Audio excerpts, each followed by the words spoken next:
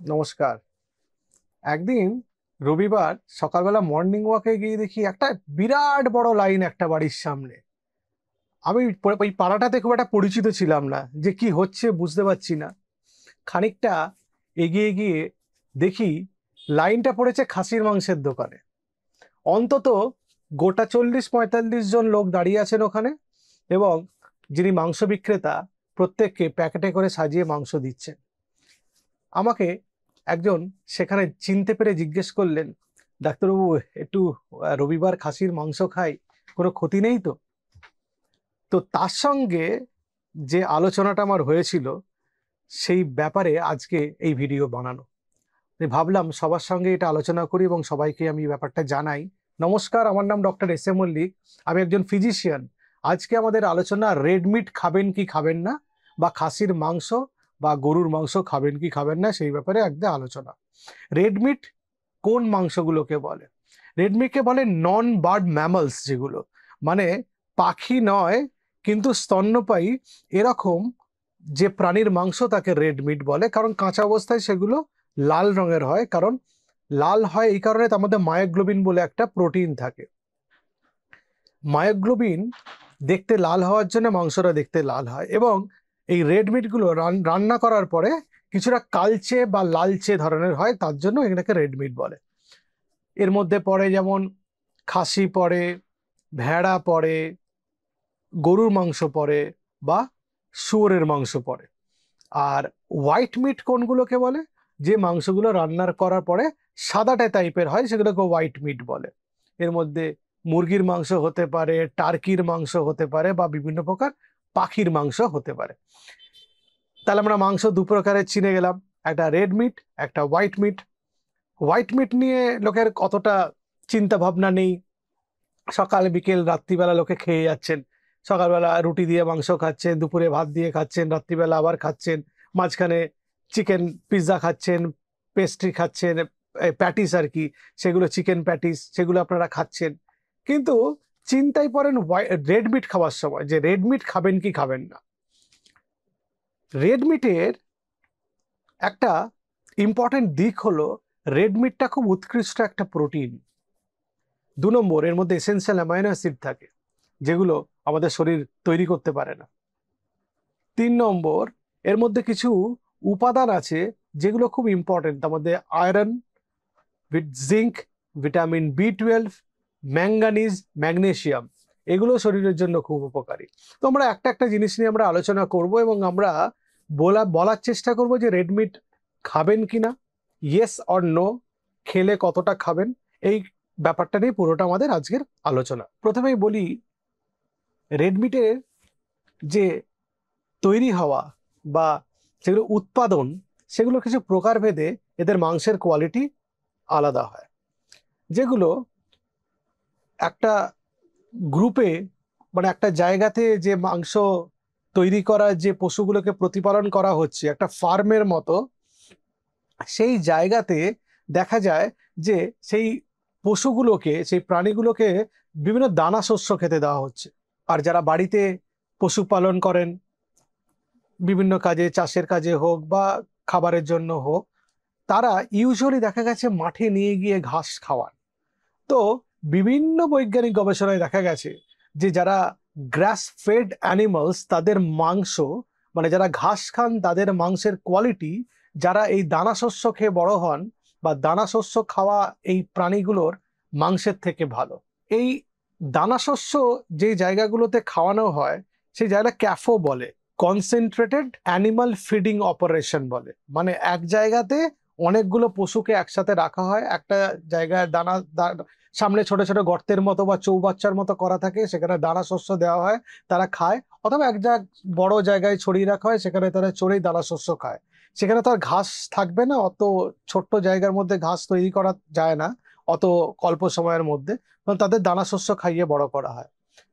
আর এক ধরনের মাংস হয় অর্গানিক মাংস, যেখানে 100% অর্গানিক্যালি প্রোডাকশন করা হয় সেগুলোকে, মানে তাদেরকে হরমোন, অ্যান্টিবায়োটিক্স এগুলোকে দেওয়া হয় না, এগুলোর দাম আরো বেশি, এগুলোর মাংস আরো উৎকৃষ্ট। আর এক ধরনের মাংস হয়, তার নাম হচ্ছে প্রসেসড মিট। সেই মিটগুলোকে বিভিন্ন উপায়ে প্রসেস করে তার মধ্যে কিছু নুন বা কখনো চিনি বা কখনো প্রিজারভেটিভ দিয়ে সেগুলোকে রেডি করা হয়। এই প্রসেস মিটগুলোকে আমরা স্বাস্থ্যের জন্য খারাপ বলি। সসেস হতে পারে, বেকন হতে পারে, এগুলো আমাদের স্বাস্থ্যের জন্য খারাপ। আর একটা আনপ্রসেসড মিট মানে সেরকম কিছু মেশানো হয়নি, যেগুলো প্রপারলি কেটে মাংস বিক্রি করে, যেরকম মাংসের দোকানে বা খাসির মাংসের দোকানে আমরা যেরকম মাংস দেখি সেরকম। সুতরাং আপনি যদি আমাকে বলেন যে কোন মাংসটা ভালো, তাহলে আমি বলবো যে মাংসটা প্রসেসড নয়, যে মাংসটা টাটকা, মানে যেদিনে প্রাণীটাকে হত্যা করা হয়েছে বা কাটা হয়েছে সেদিনই তার মাংসটা যেদিন নেওয়া যায়, এবং যদি আপনি এই ঘাস খাওয়া প্রাণীর মাংস খান তাহলে সেই মাংসের কোয়ালিটি খুব ভালো। এখন প্রোটিন তো অনেক সোর্স থেকেই পাওয়া যায়, রেড মিট কেন খাবেন? রেড মিটের মধ্যে এসেনশিয়াল অ্যামাইনো অ্যাসিডস গুলো থাকে যেগুলো অন্যান্য প্রোটিনের সোর্সে আপনি পাবেন না। প্লাস জিঙ্ক থাকে, এই জিঙ্ক আমাদের ইমিউনিটির জন্য রেসপন্সিবল। এর মধ্যে ভিটামিন বি 12 থাকে, এই ভিটামিন বি 12 আমাদের নার্ভাস টিস্যু, আমাদের ব্রেন, আমাদের হিমোগ্লোবিন এগুলোকে মেনটেন করে। এর মধ্যে থাকে আয়রন, যেটা আমাদের রক্ত তৈরিতে সাহায্য করে, অথবা এর মধ্যে থাকে ম্যাঙ্গানিজ এবং ম্যাগনেসিয়াম, যেগুলো আমাদের বিভিন্ন শারীরবৃত্তীয় কাজের জন্য গুরুত্বপূর্ণ। খাসির মাংস ভালো না গরুর মাংস ভালো? আমি কোনো এথিক্যাল, এনভায়রনমেন্টাল বা রিলিজিয়াস কোনো ডিসকাশনে যেতে চাই না, আমাকে ক্ষমা করবেন, কিন্তু দেখা গেছে স্যাচুরেটেড ফ্যাট খাসির মধ্যে কিছুটা বেশি গরুর মাংসের থেকে, সেই জন্য পশ্চিমী দেশগুলোতে খাসির মাংসের থেকে গরুর মাংস বেশি পপুলার, বেশি জনপ্রিয়। 1 নম্বর। 2 নম্বর, খাসির মাংস দাম অনেক বেশি, গরুর মাংসের দাম কম, সেই জন্য পৃথিবীর অনেক দেশে খাসির থেকে গরুকে প্রাধান্য দেওয়া হয়। কিন্তু দুটোরই গুণাগুণ অলমোস্ট কাছাকাছি, দুটোই শরীরের জন্য ভালো, সুতরাং যে কোনো একটা চুজ করতে পারেন। এই যে স্যাচুরেটেড ফ্যাট, এই স্যাচুরেটেড ফ্যাটটা যেটা চর্বি, সেটা হচ্ছে আমি খেতে না করি খাসির মাংসে, কারণ সেটা আমাদের এলডিএল কোলেস্ট্রল বাড়ায়, যেটা খারাপ কোলেস্ট্রল। এবং এই এলডিএল কোলেস্ট্রলের দুটো পার্টিকেল আছে, একটা স্মল পার্টিকেল, একটা লার্জ পার্টিকেল, দুটোই বাড়ে। লার্জ পার্টিকেলটা হার্টের স্বাস্থ্যের জন্য অতটা খারাপ না, স্মল পার্টিকেলসটা খারাপ। তাই জন্য অ্যাথেরোস্ক্লেরোটিক কার্ডিওভাস্কুলার ডিজিজ বা স্ট্রোক বা হার্ট অ্যাটাকের সম্ভাবনা বাড়ে যারা প্রচুর পরিমাণে খান। এবার আপনি মাসে একদিন খেলেন, এখন যা মাংসের দামের অবস্থা, মাসে একদিনের বেশি খেতে পারবেন না। সুতরাং মাসে যদি একদিন 2 পিস খান চর্বি ছাড়া, আপনি নিশ্চিন্তে খেতে পারেন, আপনার কোনো প্রবলেম হবে না। ইভেন আপনার হার্টের রোগ থাকলেও আপনি খেতে পারেন। শুধু যাদের ডায়ালিসিস হচ্ছে বা ক্রনিক কিডনি ডিজিজের অ্যাডভান্স স্টেজে আসেন, তাদের আমরা বলি অত ফ্রিকুয়েন্টলি না খেয়ে 3 মাস বা 4 মাসে একবার খেলেন স্বাদ পরিবর্তনের জন্য, আদারওয়াইজ না খেলেই ভালো। আবার অনেক বিজ্ঞানীরা বা অনেক খাদ্য বিজ্ঞানীরা বলেছেন যে খাসির মাংসের মধ্যে যে স্যাচুরেটেড ফ্যাট থাকে, যে এলডিএল কোলেস্ট্রল বাড়ায়, তাতে হার্টের প্রবলেম হয় না। সুতরাং এই ডেটা বা এই স্ট্যাটিস্টিক্সটাও যারা খাসির মাংস খেতে পছন্দ করেন তারা পছন্দ করবেন, তারা মাসে একদিন খান, সবকিছু কন্ট্রোভার্সি এড়িয়ে। আমি প্রত্যেক সপ্তাহে খেতে না করছি, মাসে একদিন খেন, 2 টুকরো খেলেন বা 2 পিস খেলেন, অল্প করে কিনুন, যাতে একবার খেলে বাড়ির সবাই খেলে শেষ হয়ে যায়, যাতে আবার পরের দিন খেতে না হয়, সেরকম ভাবেই কিনুন।